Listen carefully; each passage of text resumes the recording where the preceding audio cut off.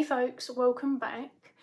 As you can see, today we are talking dice and decks. So this video is in collaboration with the lovely Julie of 𝗗𝗶𝗰𝗲 and then our other lovely friend is 𝗵𝗶𝗰𝗲. Lennox goes on some of her socials by 𝗗𝗶𝗰𝗲, at least that's how I'm pronouncing it. Before I carry on, I will of course give a shout out, and they are going to be mentioned, as you can see, to the lovely Dawn Michelle and Lisa Pepez for their various dice casting videos, dice gaming content, mix and match, their dice casting offerings, all of the good stuff. So the reason that we called this Dice and Decks, other than the very obvious, is it's a play on D&D.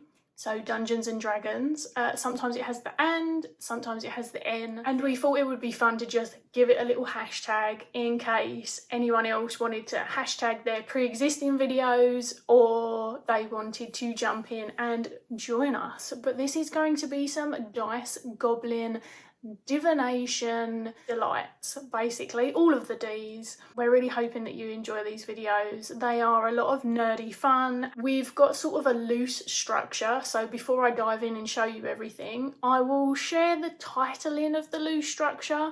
However, please blend these, move them around as what makes sense to you. Mine sort of roll into each other at points, but today we're going to talk about dice accessories, so storage, tins, mats, rollers, you name it. Then we've got the entire collection, which actually I'm going to show you a part of my entire collection and then you're going to see the rest of it in another part. Then we're going to move into dice blends, how we might mix and match actual dice together and make our own different sets, which is really fun.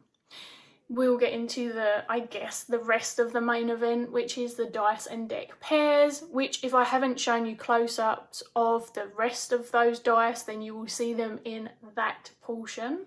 And within this, and moving on from this, I'm going to talk about like the use of the dice as well. So which systems they're used for, whether it's reading with decks or alone, and how that shows up. Is it just with certain types of decks? All of that good stuff. And finally, any other dice games or divination methods, any other ways we use them. Let's dive into dice accessories. So first up we have my just absolutely beloved scroll mat. I think that's what it's called. I will try and let you know where things came from if I can, but I will say with these rolling mats, there is an absolute plethora of them online. I actually got mine from a place called Geeky Clean, who also do bath bombs and soaps with dice in, which I don't have any of yet, but I really want to try that. But anyway, this is only one of, I suppose, two main accessories that I have.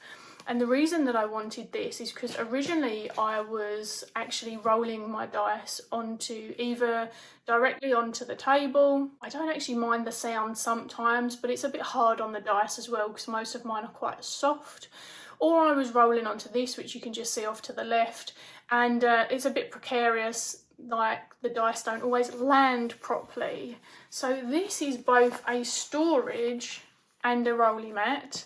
This one is fake leather, and here you've got like a little pencil case bit. I was doing things with certain dice, but for this video I put them all back in my main storage box, so I don't actually have any in here at the moment. But I can tell you that 2 standard sets of 7 dice fit in here. So the standard sets of like a D&D, if you haven't got like a massive D20 or massive dice, obviously if you have smaller ones, you're going to fit loads in there and it will zip up. So you can like have this on the go. Mainly for me, it was just great for the fact that when I roll dice onto it, it's really smooth. It's not going to ruin anything, and of course, as you can imagine, it does second as a great little sort of spread cloth as well. Now I'm sure this is not what my stepmom intended to go in this box, although she, I'm sure, could not give a fluff, but she had this lovely box. I don't know if she actually commissioned it or she found it from an Etsy seller and then got them to add some bits on it. I absolutely love the way that they've like stamped and painted this. So this is where I decided to store my dice for the time being because they fit in here perfectly. I have it out on this recording table, which is sort of my, I guess, my working desk, and it's right next to my altar. So all of my stuff is kind of mixed in together in my, what I call my witch room. And it's just a little, I guess, a bit of different kind of magic. We've got the fairies in here again, and then it is actually lined at the bottom as well. And so what you are seeing here is my entire dice collection. I haven't chosen like a dice goblin guardian, companion, whatever you want to call them. I haven't found the right one yet, but for the time being I do have this little Eevee in here, which one of my brothers gave me, my little Pokemon friend. I will add, before we move on to showing you the majority of the collection, before I landed on using this box, I had other bits and bobs in it for the time being, which I've since moved into my altar bureau. And so I had my dice that I was using most dominantly at the time in one of these little jars, which, as you can see, I've since put some petals in there. Things like this are really handy for storage too. They make a really good clanging sound because I like quite soft dice, and these are acrylic or resin. What I noticed is sometimes when they're actually sent in like hard glass or plasticky containers, the dice do get a bit knocked up by the time they get to you. So it's cute for on the side and if you're not precious about it, but I'm loving this little goblin box. It looks like loads of jewels, and it's really fun to mix it all up, although I haven't because I needed it quite clean for this video. Moving now onto my collection, which grew pretty fast, I'll be honest. I'm going to show you some of the ones that you're not going to be seeing in the dice and deck pairs. And it's not because I don't pair these. What I realised was this video would be very, very long, and I didn't want to give you sort of repetition fatigue. So I've chosen a selection of things for different areas of the video.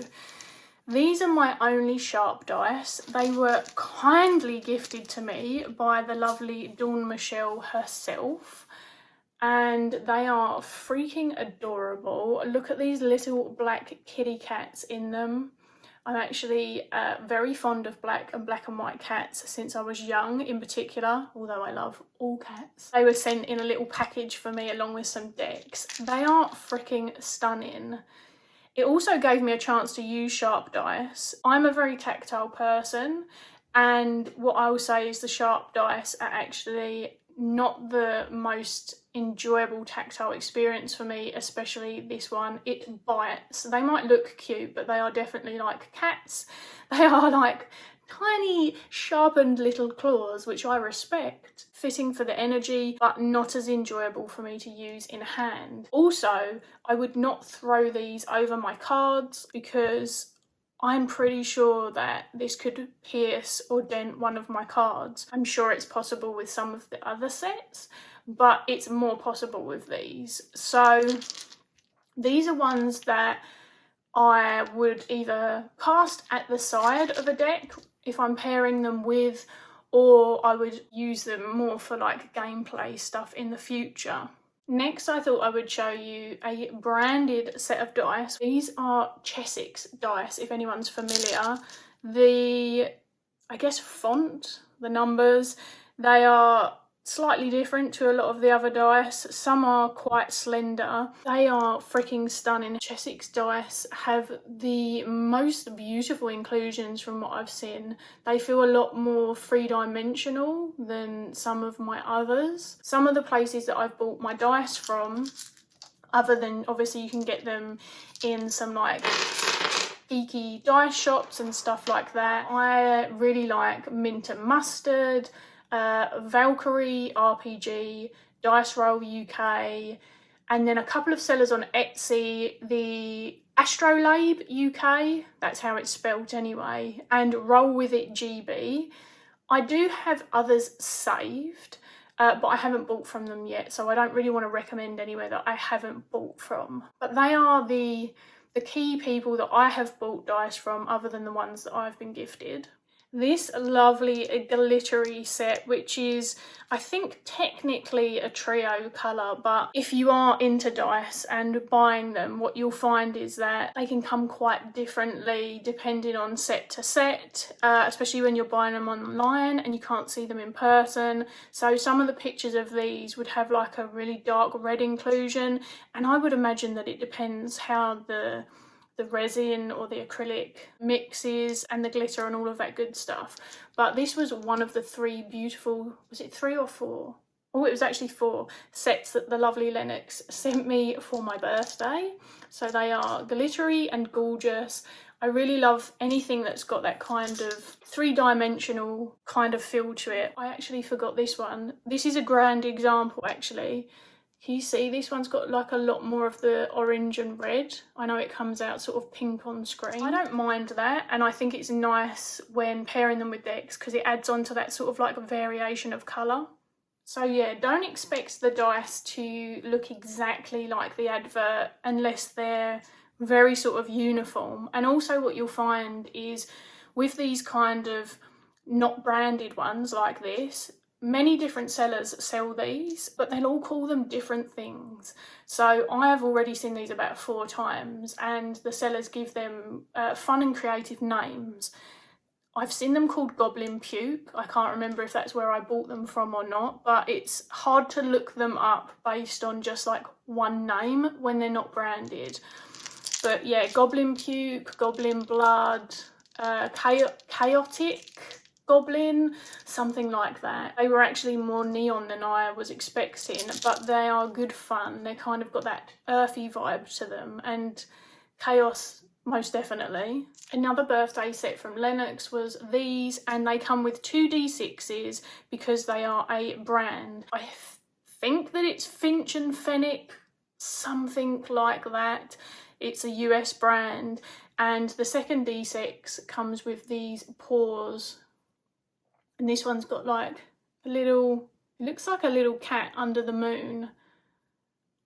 I freaking love that. I think they're adorable.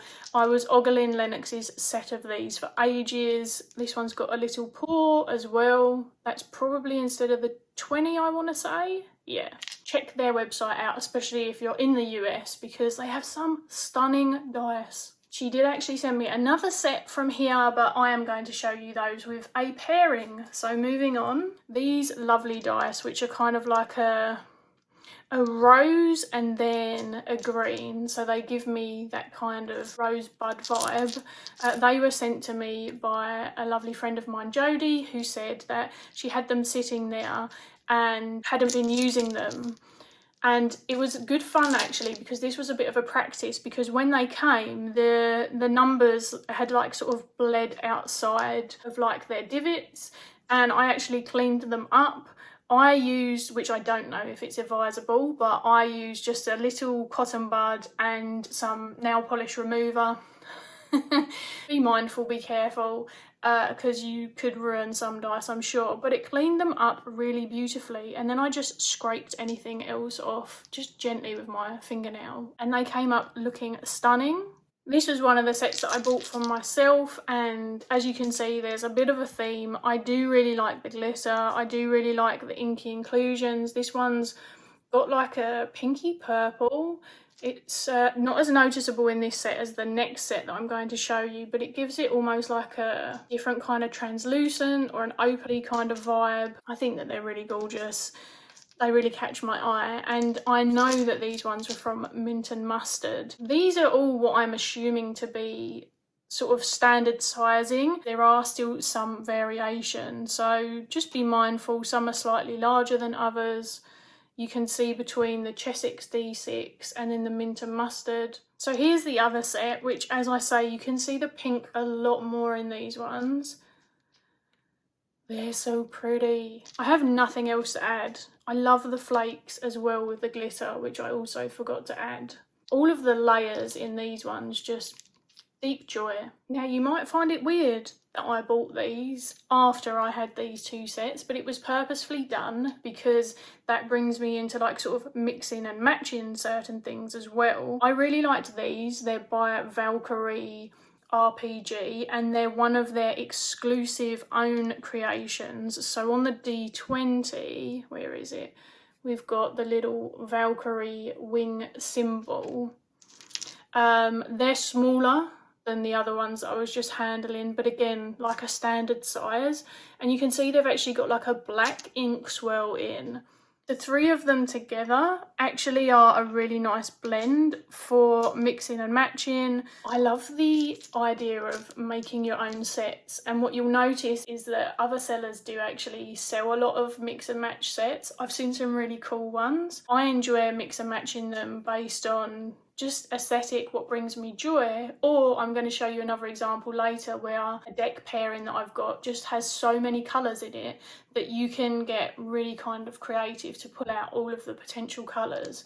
But this is an example, and I liked these in particular because they complement each other. These are like, they're funny because when they catch the light they look really bright, with the green ink sort of dipped in more of a yellowy amber, but I wanted something that felt a little more earthy, and these were a great choice. The lovely seller who sold me these also sent me a singular die as well, which is like it's made to look like black marble, which I thought was really cool.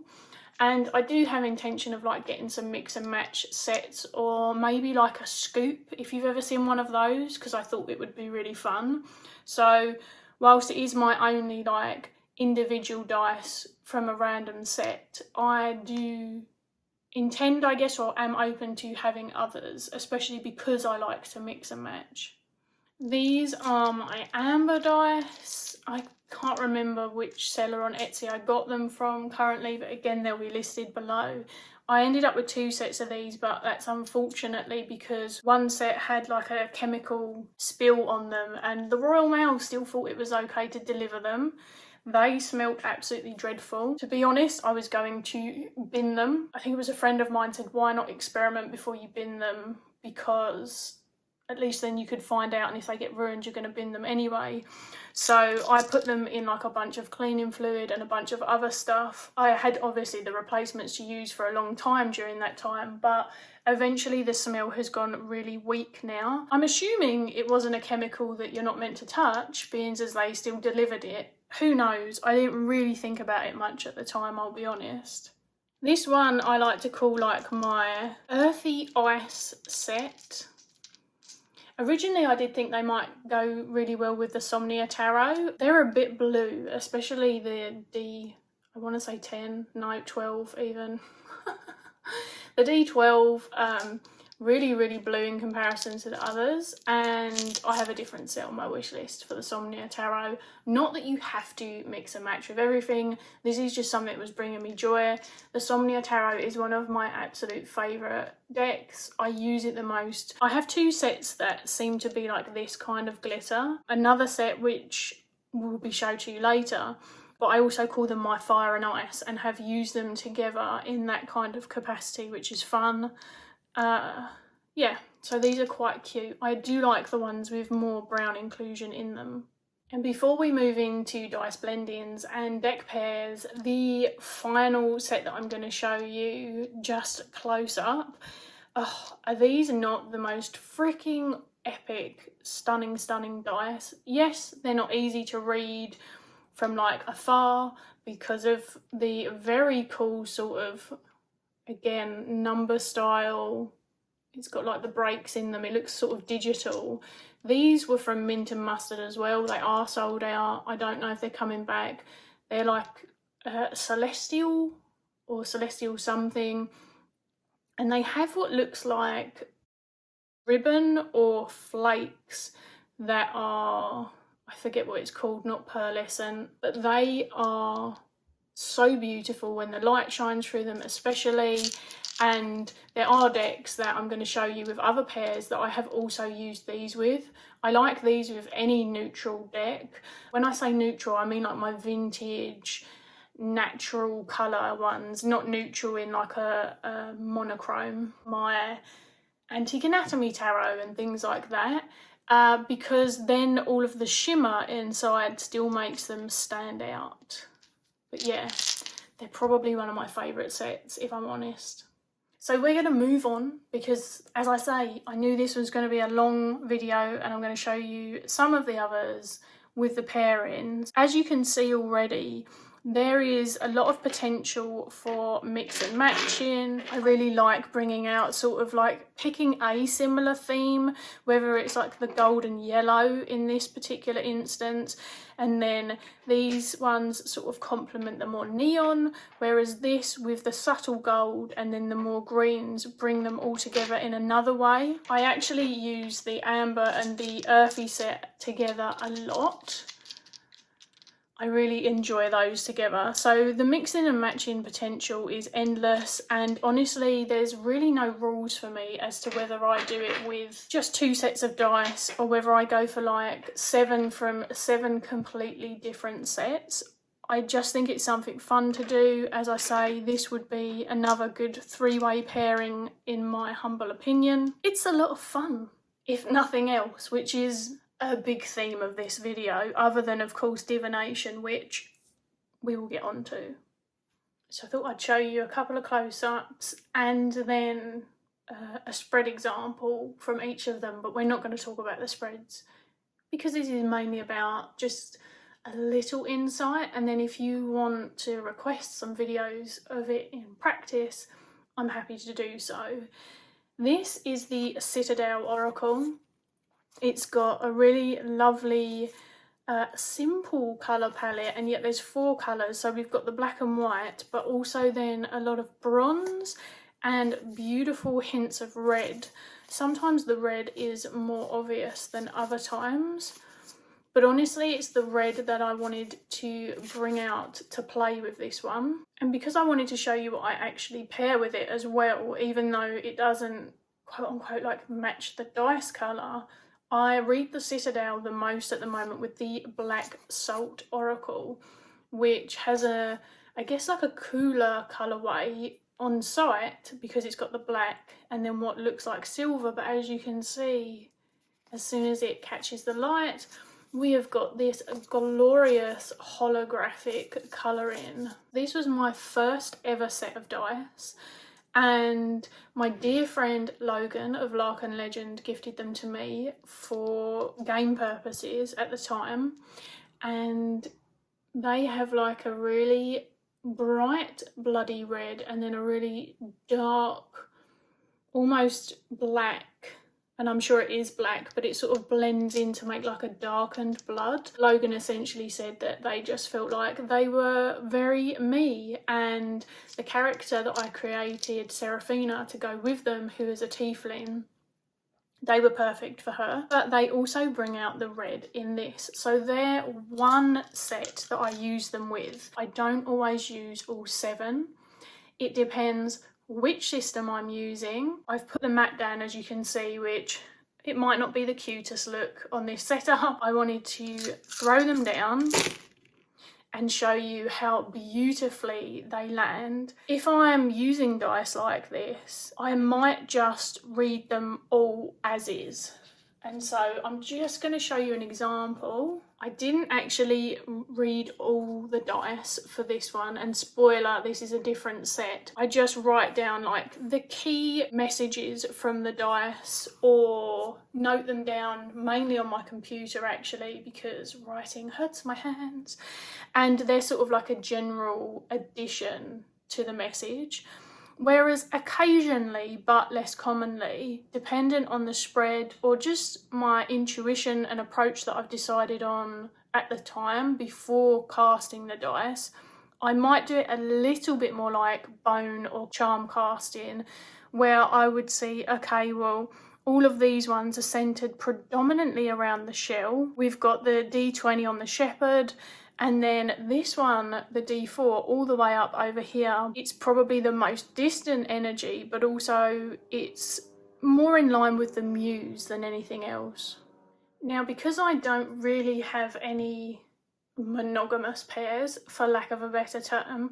I thought I would show you how I use the red to pull out the red in other decks. So this is another prime example. This is the Murder of Crows tarot. I really like the way that then it can pull out a theme of the deck, because if I'm mixing divination in the same way as if I was making a type of charm sets, like say I was making a very vampiric set of charms, I'm not going to necessarily have loads of flowers and butterflies and things like that in them. Maybe like a dead rose head. I would have charms of fangs and vials of blood, a bat, you know, leaning into the cliches of course, and then really blood red dice and decks like this, or my vampires tarot, which I have 2 different vampire tarot decks. Part of the fun for me, although you could totally just use the one set of dice lovingly for any of your decks, because I don't think they have to match, it's just an additional layer. But it is fun for me. I guess it sounds like aesthetics, but it's also leaning into more of like a thematic energy as well. Still playful, but enjoyable. There's something about really like embodying the reading vibe for me through doing that. And of course, as I say, this is maybe even a more apt pairing in terms of like the energy that I associate with these dice based on the character that I connected them to. So I'm only going to show you the one deck with the next pairing, because predominantly I bought these dice especially for this deck. And this deck gets paired with lots, although the Dark Days Tarot is my favourite pairing with it. So this is the Reclaim Oracle. And as you can see, it's got like a warm matte black. It's like a purpley brown black. It's hard to explain unless you've got it and you've seen it. It's just not a true black. And then it's got this lovely, very muted, sort of dirty pastel pink colour. When I saw these dice on Etsy as I was perusing, straight away was like, they're Reclaim dice. I solely got these because they matched this one deck, which this deck is a potent one for me in my practice. I love the idea of working with emotions, embodiment. This deck is one that I can use with clients, I can use on my own. And when I say clients, I mean therapy clients, not just tarot reading clients. It gets a lot of use and a lot of love from me. And whilst I wouldn't use the dice for anyone other than myself, I just felt like they were the most beautiful mix.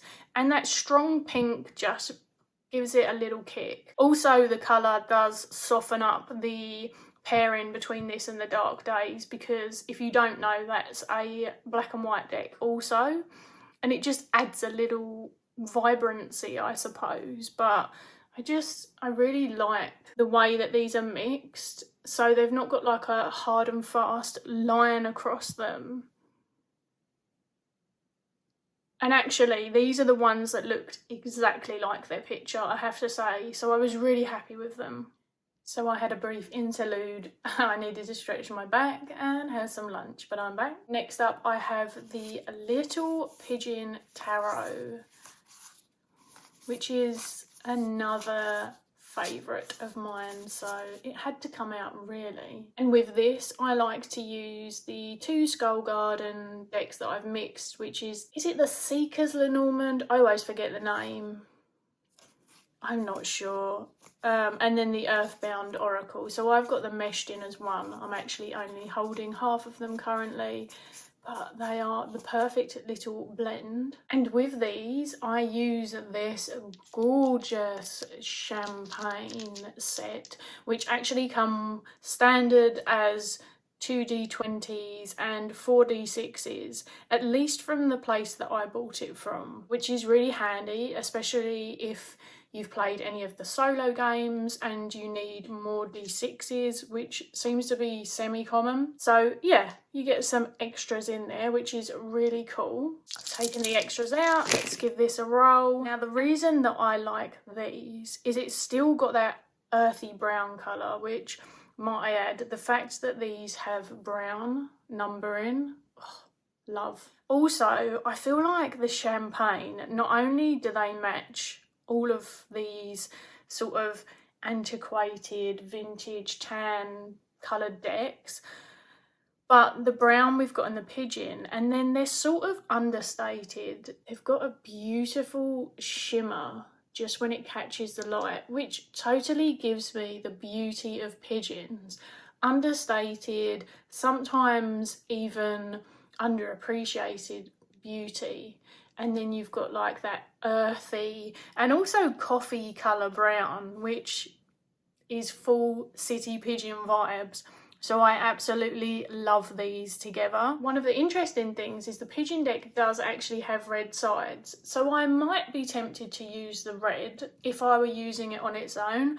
But honestly, for the most part, it's the champagne one for me. And I've got a really nice blend here as well. In reality, I probably wouldn't have used the D20. When I'm using tarot and I'm using Dawn and Lisa's system, I take that one out in particular. I'm getting familiarised with Lennox's system, which again, I'll share both of those in a minute. If I was using hers, then I would potentially leave the D20 in still. So there is that. But even if I was to take this out where they'd landed, this again would be a lovely one to like look at how the energies, like this energy crosses over both cards, connecting 10 of Pentacles with Labour in particular. And then I would look at how this gave some nuance to cycle, because in this instance, I've just laid down cards. It's very general. It almost gives it sort of not quite a spread, but like a hint to how we could nuance that. When I read in like an open way, free form, it's what makes sense, what connections I can make here and there, bringing all of the story together in a cyclical fashion. And I will do sort of back and forth between various different directions and discussions, and then weave it all together into like one final picture, one final invitation, story, whatever you want to call it. So a really quick one, mainly because it's just the most adorable wee pairing, and I wanted to introduce you to my mini dice, which were another gift from Lennox, and they are my other Chessex ones. So this is the Medicine Cards Just for Today, which is massively out of print and hard to find, FYI. But wait till you see the colour match. These are my Chessex minis. I honestly can't remember their name, apologies. And you can see that the key colours, although they do have some beautiful hints of sort of like a fuchsia colour, and then there is actually this one that's got like a earthy reddy inclusion. But for the most part, they are greens and blues, and then giving off like subtle mixes of turquoise, which of course perfect for this, and the fact that they're both minis, which also makes them massively travel friendly. Here's the difference: they are pretty tiny, but they're adorable. And whilst I like standards a lot, I probably wouldn't mind just a couple more miniature sets. If you ever wanted like a truly travel friendly size set, then these eeny weeny miniatures are definitely the way forward. Next, I'm going to show you possibly some of my other all-time favourites, and they had to be shown with one of my favourite pairings with them, which is the Fallen Angels Oracle, which has got that moody, grungy kind of vibe, a lot of earthy colours in them. You could definitely add a mixed set to this as well, because there are more colours than sort of first jump out at you. And I haven't picked everything up, but there are some great like purples and greens and things like that also. One of the other things I'll say quickly is a few times I have pulled the cards that I want to draw and then made a die set to match what I am seeing energetically, and then cast them. And usually in that instance, I am paying attention to where the dice land as well, but just as a fun way to sort of bring all of those colours in together. So here are my other, again, excuse me if I've not got the name right, but Fenwick and Finch. I'm sure it's something like that. And they have the 2 D6s like the last ones I showed you. What I love about these is they have this swirly bronze style on the numbering. It's always easier to see it on the D6s. Are they not stunning? I do have another pair that are moss and flowers, and you're going to see those, but the difference between the two of them is exponential. And these they give me kind of like a cemetery vibe, just laying on a bed of moss. And what I like about them is because they're got this sort of yellowy green tinge to them, and then you've got the heavy colour of the bronze over the top, it busies and fills them out a little bit. I still love my other pair and I still use them a lot, but these just feel like they're finished in a much nicer way. Yeah, total cemetery vibes, which of course, if you don't know the Fallen Angels, this was taken in a cemetery. A lot of the artwork, they're really up there. They are absolutely some of my all-time favourites. So we're getting towards the last few of the deck pairings, and this is the 𝗵𝗻𝗄 𝗦𝘁𝗀 Oracle. I was going to get like the Call of the Morrigan Oracle out because I'd been using that with this and these dice, but again, I'm just trying to keep the video a little bit shorter. But you get the vibe, you get the aesthetic for this deck. So here are my other mossy dice, and as you can see they've got a bit of a lighter feel to them actually. They've got the white writing, more standard, very green moss, and then some flowery inclusions. The only sadness I had about these, which there is a warning on there, but because they had multiple sets, it's a shame they didn't go through them, or maybe they all of their versions were like this, but you can actually get purple, green, red and blue flowers as well. And my set mostly came with white flowers. So those are the white flower ones. We've got two pink and sort of an orangey one. I'd have loved to have had a bit more of a mix, but nevertheless, they are beautiful, and they always felt like the perfect companion for this deck in particular. They also go with all of the decks from Claire's Creations because, as I say, it's the mix between the flower and the hints of green, and then the rest is just spacious. And I feel like that's something that these sort of decks offer me, is some form of spaciousness. They were my second ever dice. The red felt a bit heavy for the memento as I had started to use them in divination. I wanted something that was more earthy and sort of gave me a bit of a mix between the decay and then the blooms. And I think arguably, if I get the previous set out, they are more like the autumn transition, and this is more like the spring transition, you know. This is the flowers finally dying away, and this is them coming into full bloom. That's the kind of energy they give me, which is why this set works just as well, and I could even mix and match those and I think they would look super cute. So finally for the decks, I wanted to show you one of my favourite card pairings. So we've got the Children of Astara Tarot, which is exquisite in just every possible way, but its colour palette is incredibly rich and vibrant and varied, as you can see. And I like to mix that with the Seed and Sickle Oracle, which again, it's got a little bit more of a muted tone to it, but it's still wonderfully colourful and a really interesting pairing for it because of course the themes play into each other perfectly. So I genuinely randomly picked 3 cards, and this was a prime example of how colour work comes into my practice, although we're not here to talk about that today.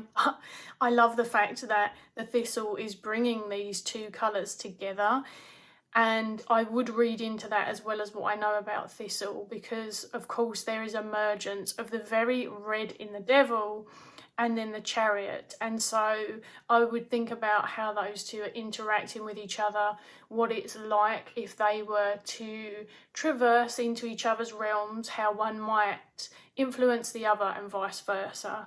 I really like that. Also, Thistle for me is beautiful and strong, but can be a warning. There's like sort of like a boundary threshold layer to Thistle for me in particular. And the reason that I wanted to show you these is because this would be a great example of a deck where I might choose the dice after I've done the cards, because this is a great example of a mix and match, whether we use mix and match dice that are preset or whether we create one around the decks once we've pulled the cards, which is what I'm going to do really quickly. So I think this is what I'm going to go for. I was toying with this. Look at that, bringing out the gold and the greens in the devil. I just feel like this set would be a great all-rounder for this, to be fair, the 𝗕𝗿𝗃. However, this is the set that I made, and so what I did was I tried to get a couple of the floral ones, a couple of the like rosy pink ones, and then these with the black infusion and a little bit more purple. I just thought that they were a cute pairing for this. Let's see what it looks like. Oh, let's bring that one all the way back. So in this instance, I would probably look at where they landed as well. Things that are touching the card being the most sort of close to home and close to the card that they're on, and then the surrounding themes and looking at where they're closer to, and then pulling it all together. So I just really wanted to show you one more example of like a mix and match in the process. And I'm sure we could have had a lot more fun and done this for ages, but I'm also quite certain that you are happy for me to now move on. So you'd already seen an example of how I include some of the dice approaches into a reading. This is using Dawn and Lisa's. So moving into the systems, here is a lovely little printed copy. I originally had a cheaper printed copy, but it was getting ratty-tatty.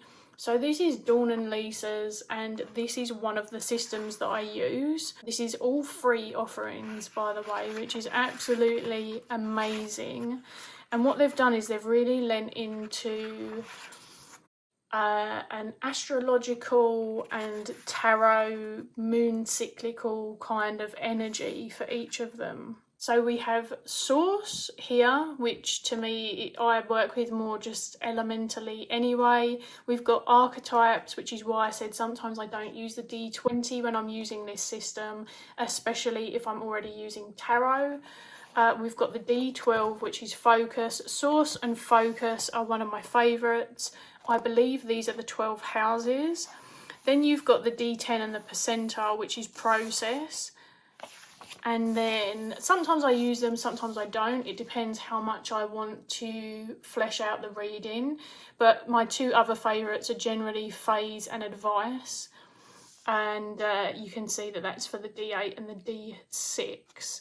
This is an absolute gem, a gem of a creation. So if you haven't tried it and you're at all interested, it's such a great offering. And then I don't actually have a printed out copy of Lennox's one at the moment. Lennox's is very new. She also offers this freely, and it's called Cast of the Wild. I'll try and get some visuals up on the screen for you so that you can see them. Cast of the Wild is a very nature-based system in particular, which works really well for me because that's a lot of my practice and how I show up. And so I am now having some time and getting to know that. What I will say is with both systems, I don't really retain them sort of mentally without having to reference the books, but I'm not really too worried. For me, I'm reading my cards, the dice is an additional facet.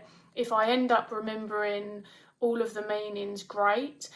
The books that come with the systems are really only invitations and suggestions of where you could go with them. Of course, you could use your own dice system and create your own, but what I mean is they're not feeding you too much information. It gives you a space to start, and then you can branch out. So there's a lot of intuition, and there's obviously a lot of direction from either the question you've asked or how you're using them, or in my case, a lot of the time, the cards that are out on the table as well.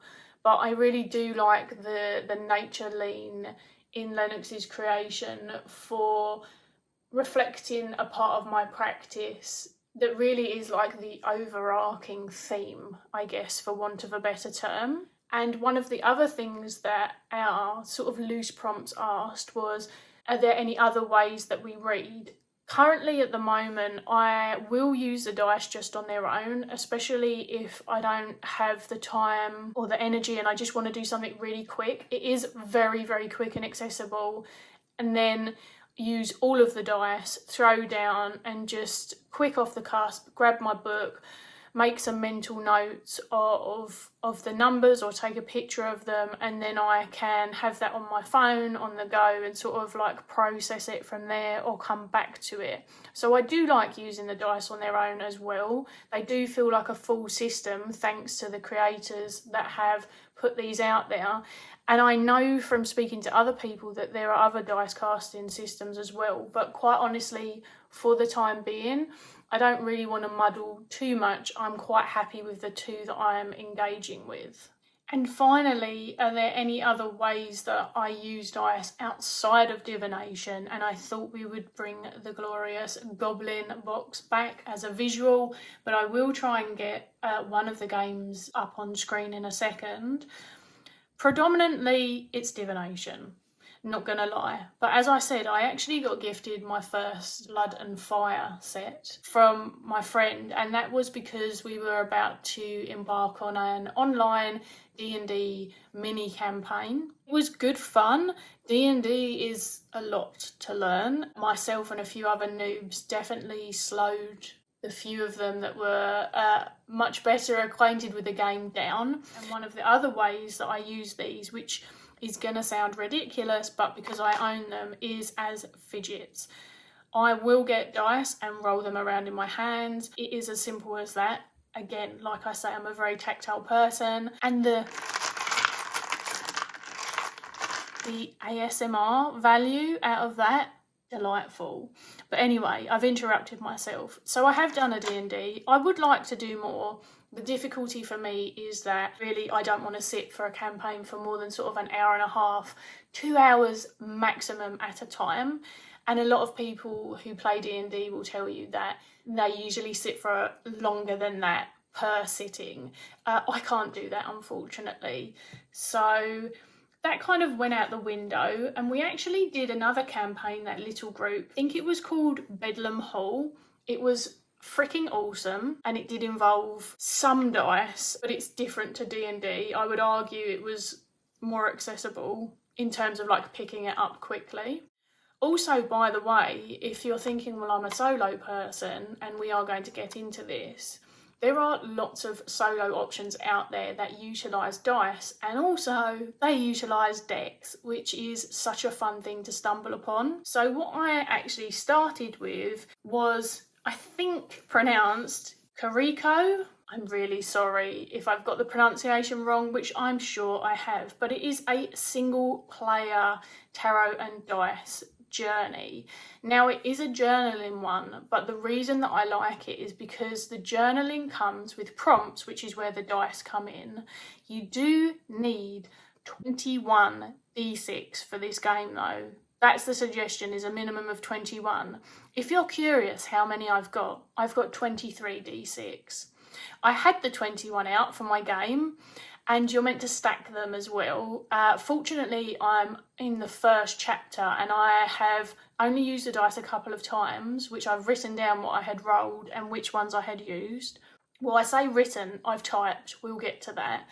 I haven't picked the tarot deck, so I need to pick the tarot deck I'm using. If you're one of the people that backed the full set, then you got a tarot deck and some dice with it. Yeah, thankfully I had my 21 d6 good to go.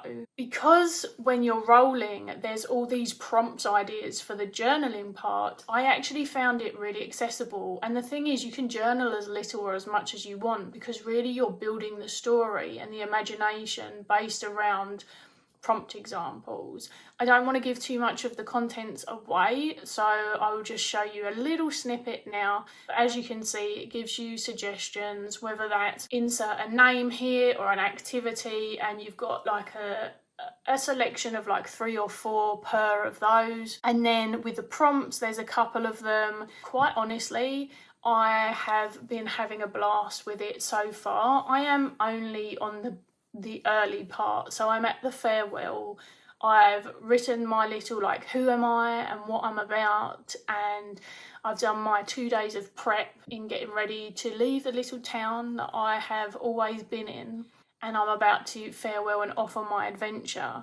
And yeah, it's just great fun because of course it's just a story, and then you like embellish and build upon it. And it's such a fun way to include dice and actually play a game like that, because I have always been that way inclined, but my partner isn't very tabletop game focused. They don't really like having to like use loads of their imagination to like build upon the skeleton of something, whereas those things suit me really well. And so the fact that there are now all of these solo options out there, I'm finding this quite accessible for my sort of low output and having gaps and returning to them. And I love that the little PDF has still got visuals in it and just some finishing touches that makes it feel really wholesome and just triggers the imagination. But it turns out mine's been just waiting for this opportunity. And so with that, I am going to love you and leave you with this incredibly long